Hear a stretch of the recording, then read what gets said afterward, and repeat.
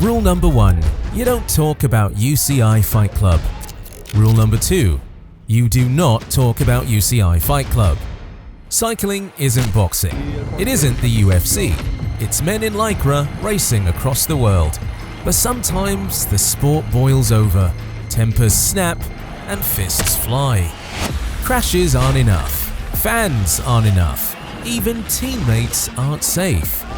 What begins as a sport turns into something else, a hidden fight club, one that plays out on the world's biggest stage. We're opening the doors, one fight at a time, rule by rule. Rule 1. Even a punch counts. Stage 15, Tour de France 2018. Gianni Moscon. Everyone knew the name, not for results, for reputation. Aggressive, hot-tempered. The peloton didn't just race him, they braced for him. By the time the Tour hit Carcassonne, the whispers were already there.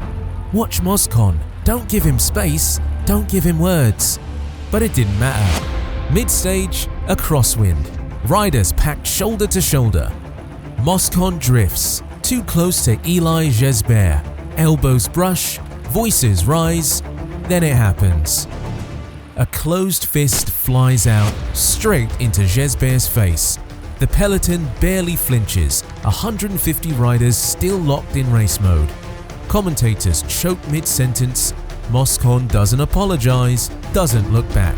He stares ahead like it didn't happen. But the cameras caught everything. Race radio crackles. The jury watches the replay. Decision: immediate expulsion, no second chances.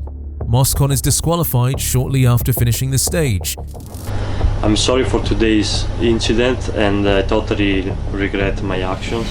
Fight points counter, +1 punch, +1 disqualification. And if riders aren't safe, what about the fans? Rule 2. Spectators aren't safe. Stage 12, Tour de France 2016, Mont Ventoux. Cycling lives on its fans. They line the mountains, they paint the roads, they turn a climb into a stadium. But Mont Ventoux in 2016, that stadium turned into a mosh pit. The crowd pressed in, too many bodies, too little space. Motorbikes trapped, riders hemmed in. Froome, going for the yellow jersey, had nowhere to go. Then it happens. A man in a Columbia football shirt and a ridiculous wig, leaning too close, shouting in his face. Froome lashes out, a quick punch to the side of the head. Caught live, beamed worldwide. The crowd roars. Cameras replay. Commentators try to explain it away, but the image is burned in. And Froome wasn't alone. Stage 19, Tour de France 2011, Alpe d'Huez. Alberto Contador locked in battle. Switchbacks swarming with fans. One of them sprints alongside in surgical robes. Contador doesn't laugh, he shoves. Hard. The fan flies backwards. And further back still. Stage 16, Giro d'Italia 2001. Vladimir Belli, riding steady, focused.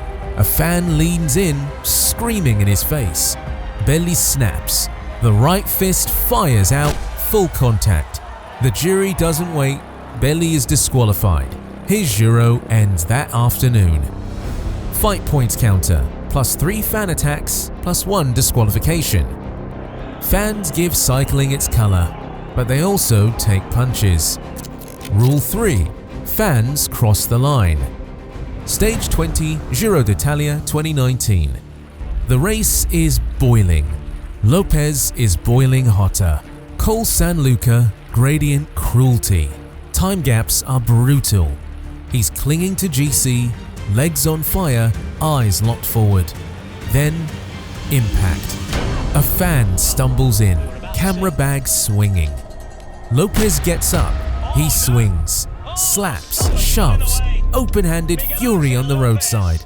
For 20 seconds, the Giro isn't a climb, it's a duel between rider and civilian. Fight points counter, +3 slaps, +1 fan beatdown. No rivals, no tactics, just a rider lashing out mid-race. Fans sometimes bear the brunt of the fierce competition, but the most iconic fistfights are normally between riders. Rule 4. Fists in the fast lane. Stage 3. Tour of Dubai 2017. Sprinters at 60 km per hour, shoulders locked, bars rattling. This is survival at warp speed. Kittel is the favorite, calm, composed, ready. Grivko? Not calm. The two brush shoulders, tension snaps.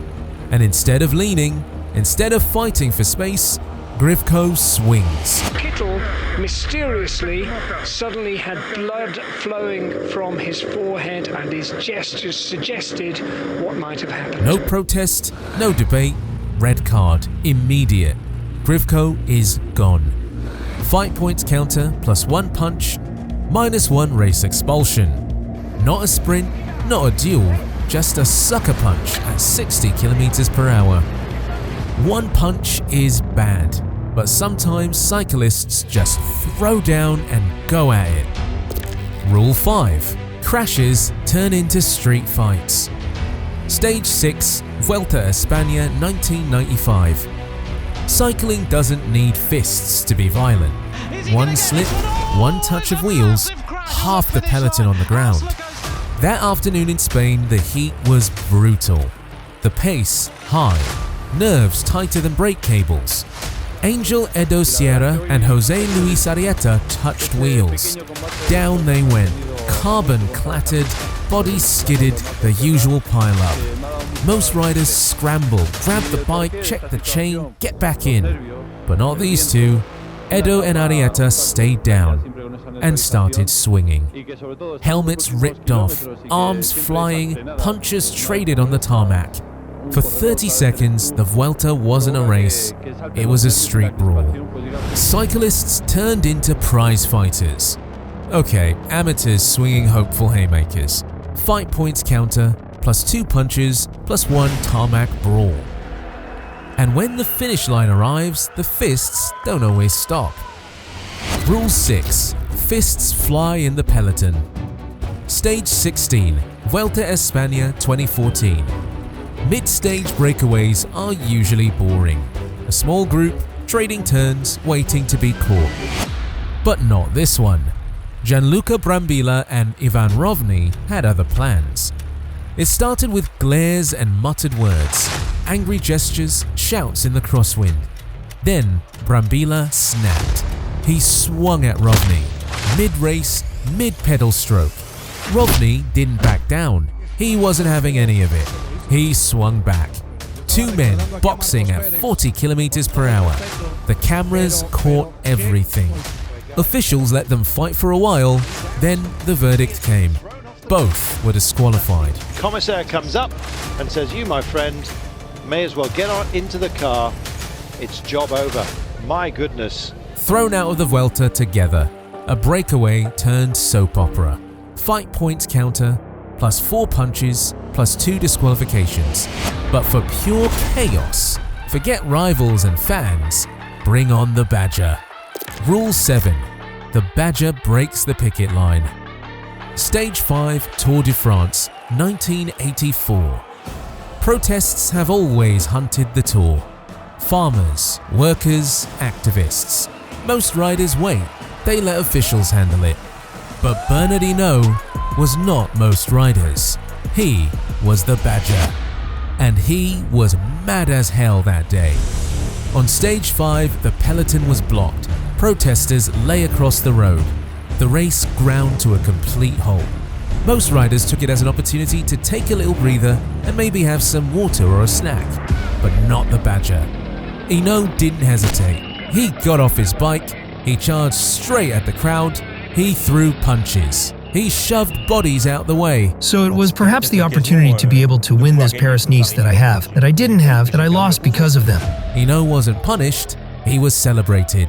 For him, fighting was just another tactic. Classic Badger. Fight points counter, +3 punches, +1 crowd clear.